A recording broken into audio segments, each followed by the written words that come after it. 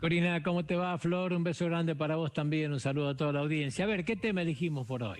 Por un lado, hablar de la recaudación, ¿sí? Hay una fuerte suba en la recaudación, es el título que ponemos nosotros. ¿Qué significa? Que si comparamos marzo de este año 2021 con marzo del 2020, nos encontramos con una recaudación que subió en 72,2%, ¿sí? Si esto lo comparamos con la inflación, nos vamos a encontrar que es el doble de lo que sucedió, ¿no es cierto?, en materia de inflación de marzo a marzo. Pero lo más importante de esto, que es el séptimo mes consecutivo donde la recaudación supera en la comparación interanual con la inflación. O sea que el aumento es superior al aumento de la inflación, tenemos un índice absolutamente positivo. ¿Dónde estuvo el eje principal de esto?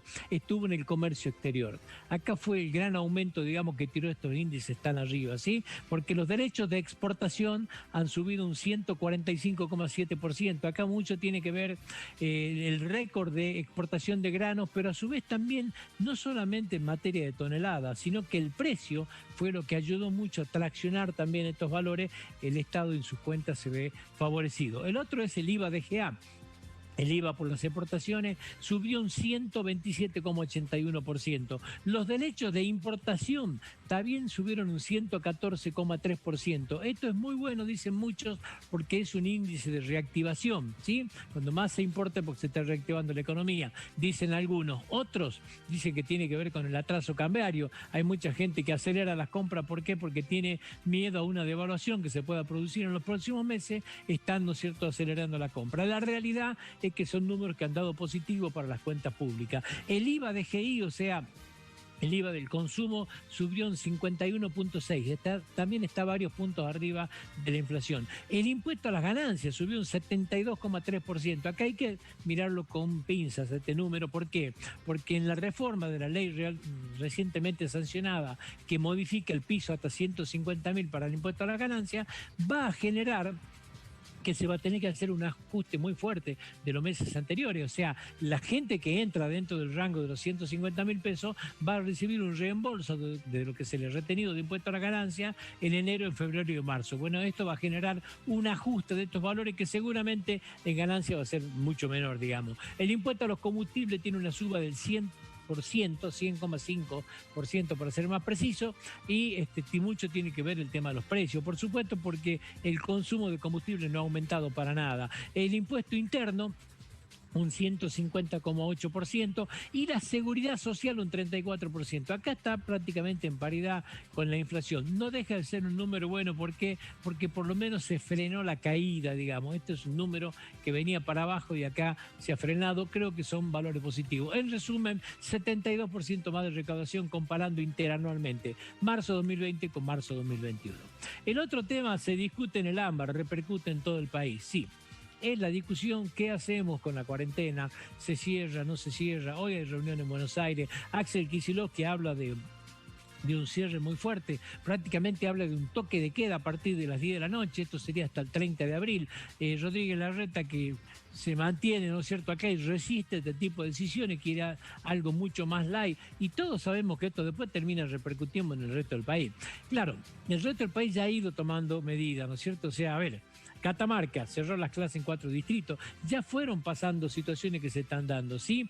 Pero la realidad es que el gran debate se está dando acá. Los ministros de Educación hablaron de que para ellos, en función de lo que es la pandemia, se tendría que cerrar. Claro, es muy fácil decirlo desde esa órbita sin responsabilidad política. El problema es quién toma la decisión de esto.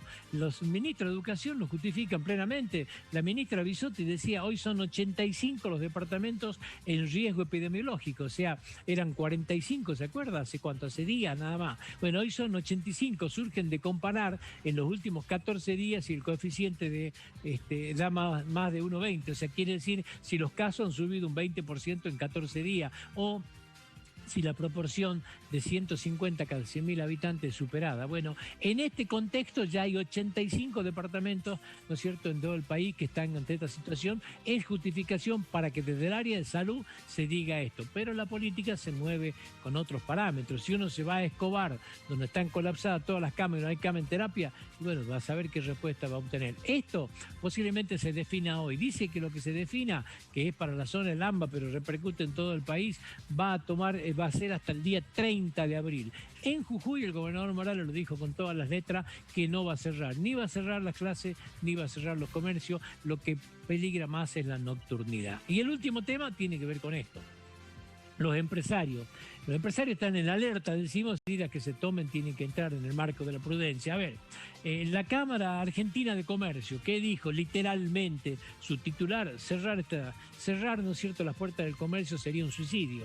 Bueno, esta fue la palabra textual que utilizó. Claro, vienen de más de un año, digamos, ¿no es cierto?, de una situación realmente insostenible, con caída de las ventas absolutas, con cierre de muchísimos comercios, empiezan a querer abrir, digamos, empiezan a querer sostenerte de nuevo. Hoy un cierre sería prácticamente un golpe mortal. Los gastronómicos. Usted se imagina confiterías, restaurantes, con todo lo que hicieron para reabrir, con lo que significa reabrir, que tuvieron que bancar un año completo esto y hoy volver a cerrar las puertas. Uno dice, bueno, a la noche, después de las 10 de la noche, como dice Kicillof, ¿qué restaurante trabaja después de la noche? Es un golpe mortal, digamos, para la gastronomía, son de los más afectados. Los cines. Y los cines ya hicieron planteos y, señores, sean prudentes con esta decisión que tomen. Nosotros trabajamos con un aforo del 30%, no hay ningún riesgo de contagio, los espectadores están totalmente diferenciados, alejados entre sí.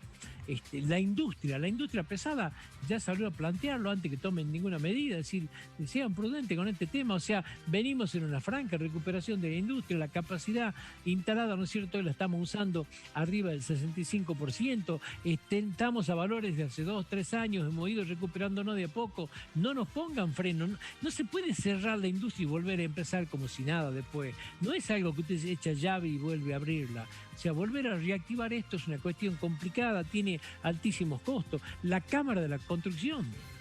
Ayer se hablaba de paralizar la obra privada. La Cámara de la Construcción salió a decir, para nosotros es un golpe mortal, es un motor fundamental, no solamente para la construcción, para todo lo que se mueve en el ámbito de la construcción, generadora de empleo, la cantidad de changas que genera a la gente de menos recursos, pero a su vez también a los corralones, a todo lo que viven de este tema. O sea, están pidiendo evitar el cierre, que sean prudentes, presentan números razonables de que los contagios no están acá, está fuertemente comprobado que los contagios que hubo en la construcción fueron totalmente ajenos a la construcción en sí mismo, tienen protocolos perfectamente demostrados. Bueno, cada uno con su cuento, digamos. La realidad es que hoy a la tarde se van a reunir 3 personas que por ahí muchos no saben de este tipo de cosas, ¿no? Yo no sé si alguna vez Alberto Fernández, Axel Kicillof o Rodríguez Larreta han pagado un 931, saben lo que es empleo y saben lo que es pagar un sueldo y los aportes. Pero la realidad que son los que deciden, ¿sí? Mucho miedo en este tema. Las condiciones sanitarias no son buenas, está claramente demostrado, pero las económicas para muchos son peores. Hay que ver qué medidas se toman y que la misma sea más razonable. Por si acaso, si hay algún descuidado, lo que decide el AMBA podrá tener mucha influencia en otros lugares, pero no es obligatorio para la provincia. Las provincias son autónomas y tienen que tomar sus propias decisiones. Perfecto, Alberto. Bueno, y hoy es martes, ¿no? Y en un ratito nada más llega Sin Límites y con un invitado especial. Así es, 14 horas, el gobernador Gerardo Morales, con el cual vamos a hablar acabadamente, digamos, de las cosas de la provincia. Entre ellos, un aspecto fundamental, el litio. Perfecto, cita obligatoria entonces después del noticiero. Gracias, Alberto. Gracias, nos vemos.